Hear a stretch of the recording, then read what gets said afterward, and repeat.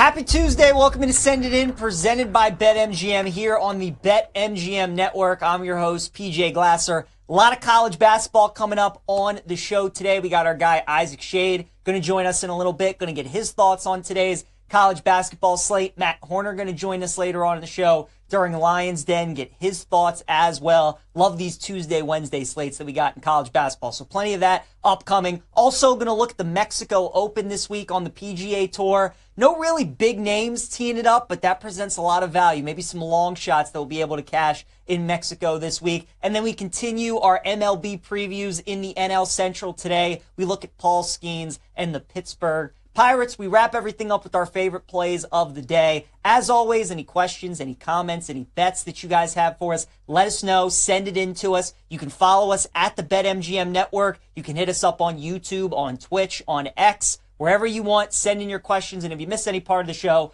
over the next 30 minutes, we got you covered with the Send It In podcast, available wherever you get your podcasts. Let's get rolling on a Tuesday. We go to the Glasser guest line. His Glasses in session. We check in with Isaac Schade, host of Locked On College Basketball, Locked On Heels podcast as well. Make sure you give him a follow on X at Isaac Schade. Isaac, I wore my Carolina blue for you today, my friend. I love the new background as well that you got going there. So thank you.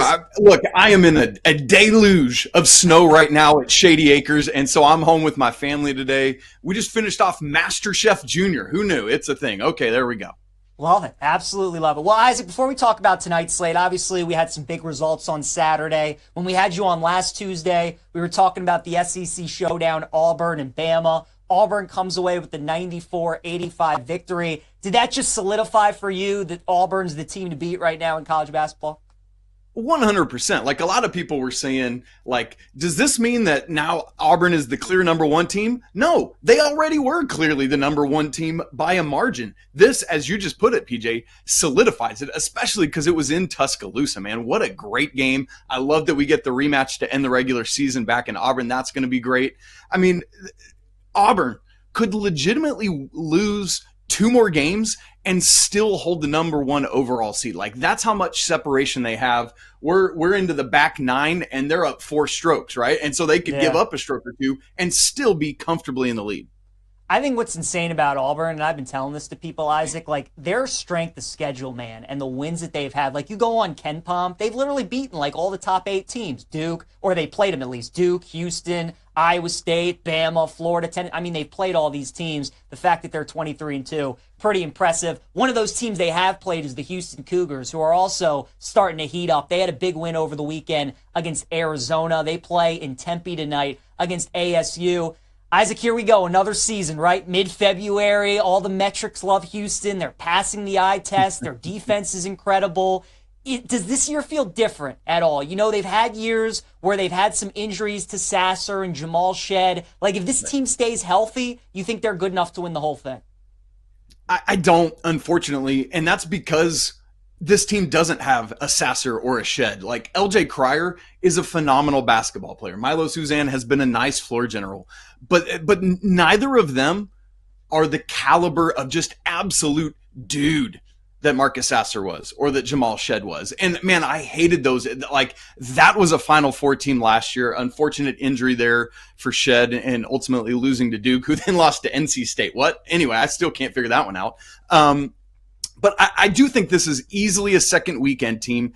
I just think that they don't have, like, if the bracket breaks, absolutely, because the defense is always strong enough with Kelvin Sampson. I just think they're lacking that floor general of the caliber of Schade and Sasser. Yeah, I'm with you. All right, let's look at the Big Ten tonight, Isaac. We got 2 really good matchups. Purdue at Michigan State. Boilermakers are a 3.5-point underdog. And then we got Illinois, who I believe has jumped up to a 4.5-point underdog now against Wisconsin. Both Purdue and Illinois are looking to overcome home losses over the weekend. Isaac, which underdog tonight would you rather take, the Boilermakers or the Illini plus the points? Give me the Boilermakers, man. I know they're coming off that loss this weekend, but this is less about Purdue and Michigan State and more about how under the radar Wisconsin is. I just think that people are really sleeping on John Tonje and this whole crew and what they do. When we think about a classic Wisconsin team, it's all about the defense and shutting you down. This team is really, really high level offensively. Illinois just got some bad news that was reported Monday. Merez Johnson, a freshman, second leading rebounder, tied for the team lead in blocks per game. Had a great block over the weekend, came down, braced his fall, and broke his wrist. So that's an indefinite injury. That's a blow to the depth for sure. Illinois has been just kind of up and down, struggling a little bit, but Wisconsin is so solid that's more what makes me want to choose Purdue in this match. And that's the game I'm more excited about, man. Like a Matt Painter matchup against Tom Izzo, who just become the Big Ten's all-time leading winning. It's crazy stuff. I'm more excited about that game, and I trust the Boilermakers more than I do Illinois. Man, Purdue, it's not often they're staring in the face a 3-game losing streak, but that's what they got tonight when they're on the road in East Lansing. So that should be an interesting one. Isaac, let's turn our attention to the SEC. Every night in the SEC, we get a ranked matchup, and tonight is no different between Texas A&M and Mississippi State. Bulldogs are 2.5-point favorites. Both these teams are very similar. They're hard-nosed. They're good on defense. They're physical. What do you make of this game tonight? Yeah, that's a great way to describe both of these teams. Again, a great coaching matchup here. And it's funny, you look at Michigan State, rewind, and then fast forward back to this one. Mississippi State, they're 6-6 in the SEC. And it's like, wait, I thought Mississippi State was great. Well, here are their 6 SEC losses. Number 1, 2, 4, 6, 15, and 17 in the nation, Pete. It's just that alone encapsulates the absurd gauntlet that is the SEC right now. I actually like A&M in this game, and partly it's because I know they're on the road in Starkville, but they're the number 1 team in the nation in offensive rebounding percentage. They are the second in the SEC in terms of points per game allowed, behind only Tennessee, 6th in the nation in defensive efficiency. There's just so much that A&M does well. The question, the variability, is the Wade Taylor fourth roller coaster ride that we sometimes see. If it's the good version of him, then I really, truly think the Aggies take this one on the road. But that backcourt matchup between he and Josh Hubbard is going to be electric. Isaac, tonight in the Big 12, we got some uncharted territory with number 23 Kansas. We usually don't see them that far down the AP poll, going up against BYU tonight. Kansas 3.5-point road dogs, man. There's a lot of heat around the Jayhawks right now. I've seen so many people on X saying they wouldn't pick this Kansas team to even win a game in the tournament. At the end of the day, though, they still have Bill Self. You would figure the Jayhawks are going to probably play pretty good tonight. Do you think it's going to be enough to keep it within the number against BYU? Here's the problem. The state of Utah is wrecking the state of Kansas right now. Last night, Utah upset Kansas State after K-State's just short-lived bubble appearance, because they also lost to BYU over the weekend. And now the same thing is maybe going to happen to Kansas, because Kansas loses at Utah over the weekend. And now they got to go into the Marriott Center against a BYU team that seems to me to be really figuring out their offense. Jaeger Damon is one of the best freshmen in the country. All sorts of great attributes to his game. Very tough place to go and win. Yes, it's Bill Self. But man, how could you pick Kansas on the road at elevation with what's going on right now? I feel like I got to go with a desperate BYU team. Keep in mind, and this is a great moment for me to say, this is a bubble team right in the thick of it right now. BYU is. This time of year through Selection Sunday, I put out a bubble team cheering guide every day on social media. Folks, if you want to know who to cheer for, if you're a bubble team, go look at that day in and day out, because that'll be there. BYU is smack in that mix. Now, if you're a bubble team, you need Kansas to win this game, but I'm not hopeful. Give me the Cougs.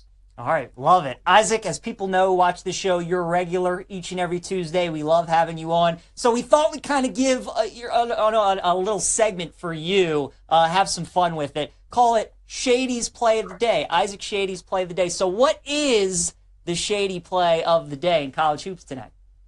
Today, I got to go with Texas Tech. The Red Raiders are in Fort Worth to take on TCU. 6.5 last I looked. I don't think that's moved around. Here's the deal. This Texas Tech team under Grant McCasland is so locked in right now. I just talked about Wisconsin flying under the radar. The other team nationally that is right there in that conversation is Texas Tech, man. This team could win the Big 12, right? Like, that is a possibility. JT Toppin is on absolute fire right now. Do not mess with him, but they got all sorts of guys, Darion Williams, Christian Anderson, a whole cast of characters that is locked in. They're connected. They know what they're doing. Give me Texas Tech to win by 8 to both win straight up and cover that 6.5 spread. Absolutely love it. Isaac Schade, host of Locked On College Basketball, Locked On Heels podcast as well. Make sure you guys are following him at Isaac Schade on X as well. And, man, looking real good with those shades. Isaac, always appreciate you joining us, man. We'll see you next Tuesday. Looking forward to it. Pleasure, PJ. Have a good one. Yeah, man, you as well. All right, guys, let's talk more of this college basketball slate as we go off the glass. We got a lot of great games tonight. We were going over a bunch of them with Isaac. We'll start with a game in the Big East. We got Villanova going up against UConn. The Huskies 9.5-point favorites tonight with a total of 137.5. Now, this line opened up at UConn minus 7.5, and now it's up to 9.5. I still think anything under the 10, probably a good bet with UConn. Now, I did bet them early yesterday at 7.5. Obviously, like it better at that number. But this is what UConn's done all season long. They've kind of been like a seesaw type team, right? Whenever people are ready to believe in the Huskies, like after they have a big win at Marquette, big win at Creighton, it seems like they follow it up with a dud, with a loss to Seton Hall. They go to the Maui tournament, they lose 3 games, they come back home, they play Baylor, they win that game, they beat Gonzaga. So this is what UConn does. They're one of these teams that when everybody's ready to jump on the bandwagon again and they're starting to believe in this team, they let them down. And then when everybody's getting ready to leave them for dead, that's when they bounce back and have a good performance. So anytime UConn's coming off a loss, you always got to like their chances. I'm sure practice the last couple days was not enjoyable with Danny Hurley. I like UConn to win by double digits tonight, so I like the Huskies laying the number. Then we got a good game in the Big Ten tonight. Number 13, Purdue, taking on number 14, Michigan State. Sparty is a 3.5-point favorite with a total of 148.5. I'm going to take Purdue plus the points, and I'm going to take them on the money line as well. This is just one of your classic games where I think we're overrating Michigan State a little bit, especially after their performance against Illinois, and we're underrating Purdue after their loss to Wisconsin.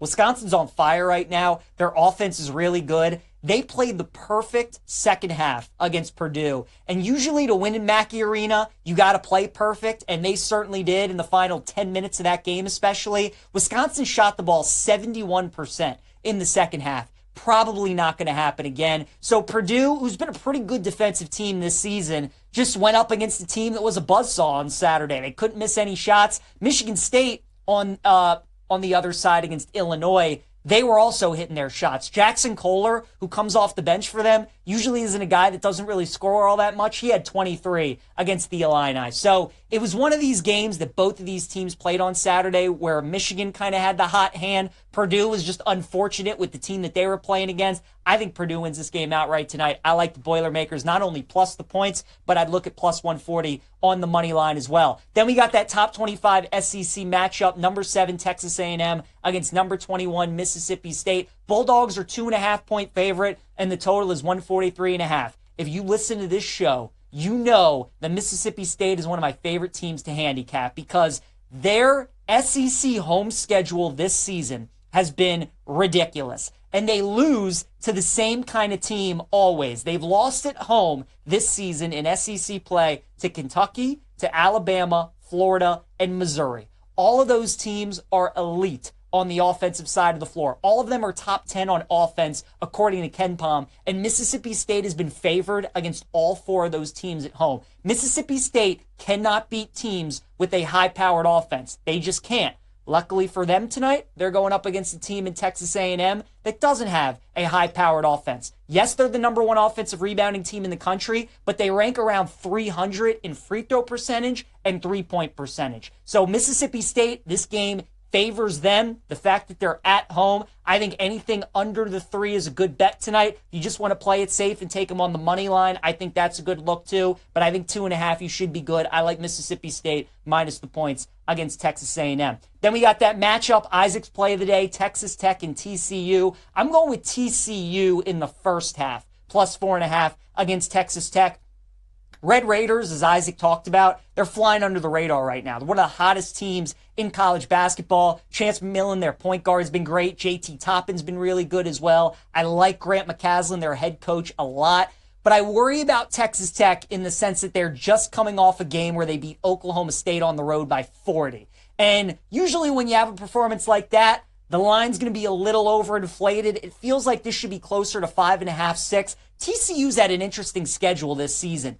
all their road games are against every ranked team in the Big 12, and all their home games are against all the teams in the Big 12 that aren't ranked. So we really haven't seen them at home against a team like this. They're normally pretty good under Jamie Dixon at home, especially against ranked teams. So I would lean plus 7.5 full game, but I'm just going to take them in the first half at plus 4.5. Then we got Illinois plus 4.5 against Wisconsin with a total of 161.5. I like Illinois in this game, plus the points. Again, Wisconsin's coming off that big win at Purdue, and Illinois, tough home loss against Michigan State. It feels like Illinois has the ceiling of a Final Four team, but they just can't quite get it right. I think this is the game where people are kind of down on the Illini. They're high on Wisconsin. I'll take Illinois plus 4.5. Then we got Seton Hall at Marquette. Marquette laying 18.5 with a total of 134.5. I'm going to lay it with Marquette. It's a big number. I think they win this game by 25, 30 points. Seton Hall is one of the worst Power 4, Power 5 teams in college basketball. Their offense ranks 294 on KenPom. UConn, obviously, that was a big upset for Seton Hall. I think going on the road tonight against Marquette, maybe feeling the effects of that. I like a Marquette blowout win. Then we got Houston taking on Arizona State. Total has gone up a little bit from 133.5 to 135.5. I'm going to look at Arizona State's team total under at 61.5. Sun Devils are a team that can really struggle to score the ball at times, especially against elite defensive teams. So Houston's coming off that big win against Arizona. Maybe they have a slow start of their own. I think this is a low-scoring game, but I like ASU's team total under 61.5. And then finally, favorite bet of the night. It's going to be number 23, Kansas, plus 3.5. I like a money line against BYU as well. Now, this is one of those unranked teams at home who's favored over a ranked team, but it's got a different feel to it because everybody hates Kansas right now. Everybody. People don't even think they're going to win a game in the tournament. People say this is one of Bill Self's worst team in the last 15, 20 years. You don't think Kansas is hearing that? You don't think they realize how people are thinking about them right now? This is a big game for BYU, a team squarely on the bubble. It's also a big game for Kansas. I like these teams that make these road trips and betting them in that second game. Kansas has been hanging around the state of Utah for the last couple days. They've gotten acclimated in. I would expect Kansas to really play well tonight. So I'll take them to win the game outright. Plus 3.5, but also take them on the money line at plus 125. All right, let's talk some baseball as we look at the Pittsburgh Pirates. Before we do, our guy B-Mills, quite a lot of plays that he likes tonight. I love it. All right, PJ. Big card tonight, which could be good or bad. I like Texas Tech minus 6.5, Davidson money line, and my big plays are Air Force and Minnesota. Nothing on Air Force and Minnesota for me, B-Mills. The UCLA-Minnesota game is an interesting one. Probably would lean that way, but I didn't touch it. Texas Tech, I told you, I like TCU in the first half, so hopefully I cash that. You cash Texas Tech full game. And then Davidson money line against Loyola Chicago. I do like that one as well, and I'm with you. I'd probably just take the money line, wouldn't lay the 2.5 with them, but I think Davidson is the right side in that game. As for the Pittsburgh Pirates in the NL Central this year, obviously, when you think the Pirates, you think of one guy, and that's Paul Skeens, and he is the heavy favorite to win NL Cy Young this season. He is plus 210. The next closest guy is Zach Wheeler at plus 800. I mean, all indications are that Skeens probably is going to win the award this year. That's why he's this heavy of a favorite. You wouldn't think there's really going to be an innings limit on him this season with Pittsburgh.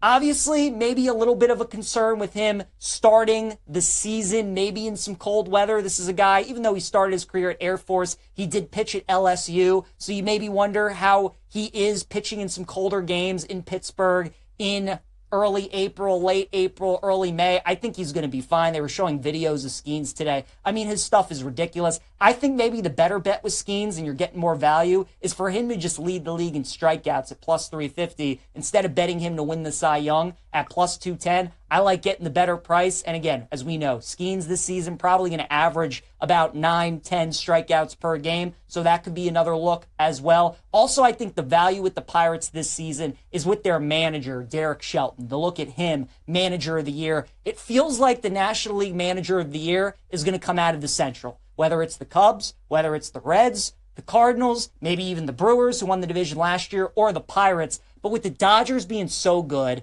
and with the Giants being, or the Padres being good, it's just going to be tough for anybody really in that National League West. Obviously in the NL East, the Phillies, the Mets made the playoffs last year. The Braves have an unbelievable roster. Maybe if the Nats get to the playoffs, you think about Davey Martinez. It feels like to me, though, whoever you like in the NL Central to kind of exceed expectations the most, that's probably your bet to win Manager of the Year. And the Pirates win total sitting at 76.5. I think this is a team that could win 80 to 85 games if all things goes right. They have really good starting pitching with Skeens, Jared Jones, and Mitch Keller. If those three stay healthy, they're going to have a chance to win a bunch of games. And then look, their lineup is still young, and they're relying on a lot of their prospects to produce for them. But Brian Reynolds has been a good player. O'Neal Cruz, if he can stay healthy, has a ton of talent. Brian Hayes as well. So the Pirates certainly are going to need more from their offense, but their pitching is really good. And if they stay healthy and they get the right breaks this season, I think this is a team that can win 80, 85 games. So when it comes to Paul Skeens, I would look at him to lead the league in strikeouts at plus 350. And then Derek Shelton, I would look at him to win Manager of the Year at plus 700 as well. All right, let's talk some golf as we are golfing with Glasser this week out in Mexico. Puerto Vallarta is the city in Mexico that they're golfing in this week. It's the Mexico Open at Vedanta World. This is the fourth time that the PGA Tour is stopping here.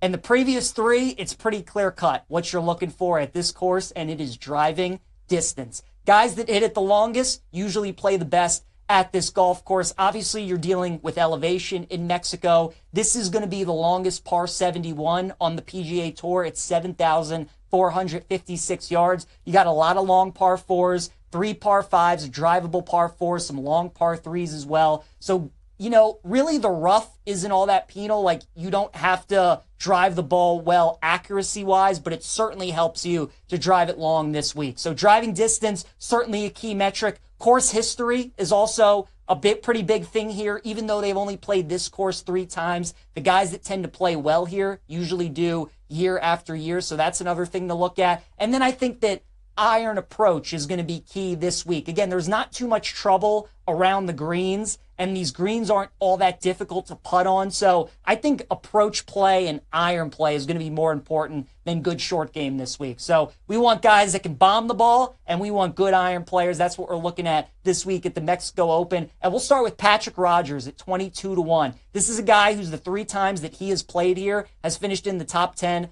all 3 times. He's coming off a tied for 3rd performance this past weekend at Torrey Pines at the Genesis Invitational. So Patrick Rogers is in good form. He hits the ball a long way, and he plays this course pretty well year after year. So Patrick Rogers, our first bet at 22-1. Then we'll go with Nikolai Hogard at 45-1. Nikolai is one of the longest hitters on tour and one of the longest hitters in the field this week. He hasn't fared all that well at this course. He's finished 52nd and 33rd in his last 2 appearances, but I think that's why we're getting a 45-1 on him. Again, we're looking for guys that bomb the ball, and Højgaard is certainly one of them, so I like him at 45-1. One of the better value bets I think this week is going to be on Carson Young at 66-1. Another guy that just hits absolute moonshots, and he has had good course history here. He's finished 8th and he's finished 15th. I think 66-1 is a good price, so I would look at him. And then my favorite long shot of the week is going to be Alejandro Tosti at 90-1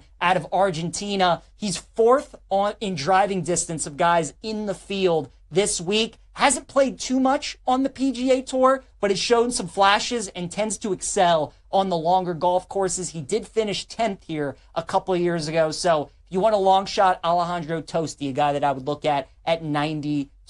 All right, let's go to the Lions Den. Check in with Matt Horner, who's joining us. Give Matt a follow on X at @sharp_score. At _side_. Matt, you making it tough on us. BetMGM Network writer. Matt, how's it going? _side_. There we go. There we go. Matt, you placed the bet today on the Cubs to win the NL Central. Tell us what you like about the Cubbies for the upcoming year. Yeah, sure. Thanks, PJ, for having me on. I just feel like the Cubs did a really good job at addressing their biggest flaws from last season. As you know, they had a really inconsistent offense, and their bullpen was just disastrous. I mean, it cost them so many games in 2024. They added a legitimate superstar bat in the middle of that lineup in Kyle Tucker, a guy who had a 4.7 WAR last year despite missing so many games. He's over a 5 WAR career player. So legitimate superstar bat in the middle of the lineup. They also had a proven closer in Ryan Presley that shores up, two of their biggest problems, like I was just talking about. Porter Hodge, great setup guy. I think he's a great 1-2 duo with Presley there at the back of that bullpen. Then there's talk about the team possibly trading for Dylan Cease. I don't know if that's actually going to happen or not, but imagine if it did. I mean, they already have two excellent starters in Shota Imanaga and Justin Steele. They have a solid arm in Jameson Taillon. So they add Cease. I mean, you're talking about a rotation that could be right up there with Pittsburgh, what you were just talking about, who I think has the best rotation in the division, but they'd be right up there with them if they were able to actually get Cease. Speaking of the division itself, it's kind of not that good, right? I mean, last year the Brewers won the division with 93 wins, and I think everybody knows that they massively overachieved last season getting 93 wins. Their win total this year, 82.5. That's 10 games below what they achieved last season. I think they have a lot of regression coming for the Milwaukee Brewers, and overall, I just think the Cubs are the most talented. I think they have the most potential, and I think they have the most assets in the minor leagues to trade for another star player. That just leads into the potential. So at plus 140, I think the Cubs are the best bet to win the NL Central. All right, very good. Now, as we always do on a Tuesday, we got a loaded college basketball slate. What are some of your favorite picks that you have for us tonight? Well, I got one pickup over on site, odyssey.com/betting. You can go check that out there. But I have a couple other picks for you here. I took Pittsburgh tonight, laying 10 points against Syracuse. Syracuse has a team total tonight of 68.5. And that's despite the fact they've scored at least 82 points in 3 straight games, and their team total tonight is 68.5. I think there's a reason for that. Pittsburgh's just 3-7 straight up in their last 10 games, and yet they're laying double digits. I think there's a reason they're laying double digits. So give me Pittsburgh minus 10 against Syracuse. You just talked about liking Kansas. I'm on the other side here. I'm just going to take BYU minus 3. I know it's a spot where Kansas, they feel undervalued here. They want to go and show that they're still a fantastic team. They just can't score. They have been horrific offensively. BYU is a team at home that's been scoring tons of points. It just feels like to me that a lot of bettors are just going to see the number in front of the team and they're just going to bet them because they just automatically think they're better. They don't even think about it. They just say, oh, wow, plus money for a team that's 23rd in the nation and they're underdogs. I'll take it. I think BYU gets this win. Then I also took Xavier minus 6 tonight against Butler. Bulldogs have won 3 straight games as favorites, and now they're huge underdogs on the road. Butler's defense is terrible, and it just feels like a good spot to back Xavier here at home, laying a big number against the Bulldogs. So I took Xavier minus 6 there. All right, very good. Matt, always great stuff, sir. Make sure you guys are following Matt on X. Let's try this again, at @sharp_side_. BetMGM network writer does some great stuff for us. Matt, appreciate the time, man. Good luck tonight. Sure. Thanks, PJ. You got it. All right, guys, time to wrap the show. PJ's plays here on Send It In. Again, loaded college basketball slate tonight. The prop lock that I'm going with, we're going Liam McNeely over 15.5 points for UConn. Look, I just think this is a bounce back for UConn. Normally, when UConn plays really well, and especially if they're going to win a game by double digits, McNeely's usually going to be one of the big reasons why. So, coming off a pretty bad performance against Seton Hall, I would expect him to bounce back over 15.5 points for Liam McNeely. Dog of the day is going to be Purdue. Take them plus the points, take a money line. I think they beat Michigan State tonight. Wisconsin just played a perfect second half against Purdue. Got to give the Badgers a lot of credit. Purdue's a better defensive team than what they showed, and I think Michigan State is a worse offensive team than what they showed against Illinois. So I like Purdue tonight to bounce back. I like getting them over the possession. Finally, my best bet of the night, as Matt mentioned, number 23 in the country. You're getting plus 3.5 against an unranked team who's on the bubble. They need this win.